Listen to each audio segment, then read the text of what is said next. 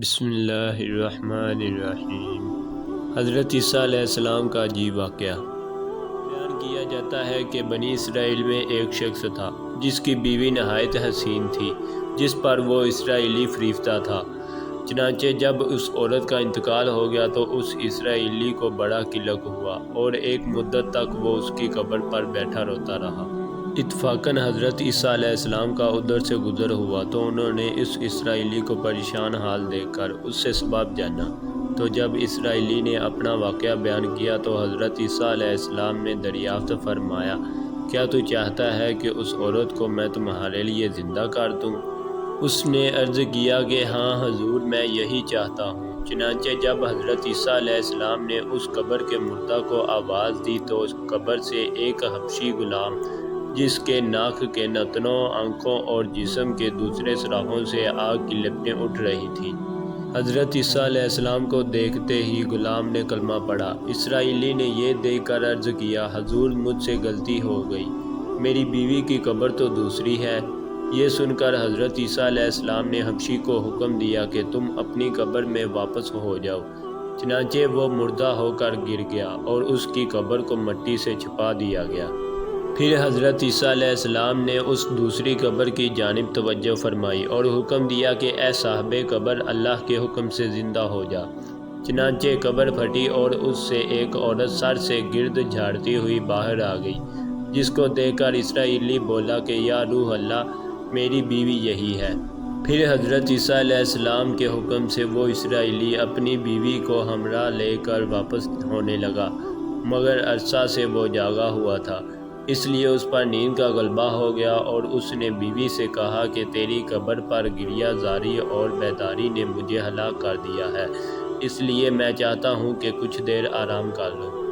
بیوی کہنے لگی کہ ہاں آپ آرام کر لیجئے۔ چنانچہ وہ اسرائیلی بیوی کے زانوں پر سر رکھ کر سو گیا۔ اتنے میں ایک گھوڑے پر سوار ایک شہزادے کا ادھر سے گزر ہوا، جو اپنے زمانے کا یکتا حسین تھا، جس کو دیکھ کر شہزادی اس پر فریفتہ ہو گئی اور اس کا دل قابو میں نہ رہا۔ اس نے سر زانوں سے نیچے رکھا اور فرتے محبت و غلبہ عشق میں مجبور ہو کر شہزادے کے سامنے جا کھڑی ہوئی۔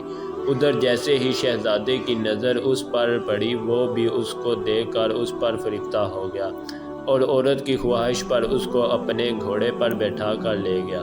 چنانچہ اس کے شوہر نے بیدار ہو کر جب اپنی بیوی کو نہ پایا تو نہایت پریشان ہوا اور اس کے ملنے کی تدبیر سوچنے لگا۔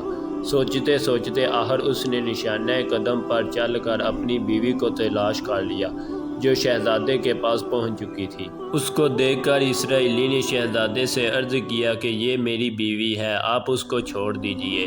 ابھی شہزادہ کچھ کہنے بھی نہ پایا تھا کہ اس عورت نے کہا، میں تیری بیوی نہیں بلکہ شہزادے کی لونڈی ہوں۔ یہ سن کر شہزادہ اسرائیلی سے کہنے لگا، مجھ سے میری لونڈی کو لینا چاہتے ہو؟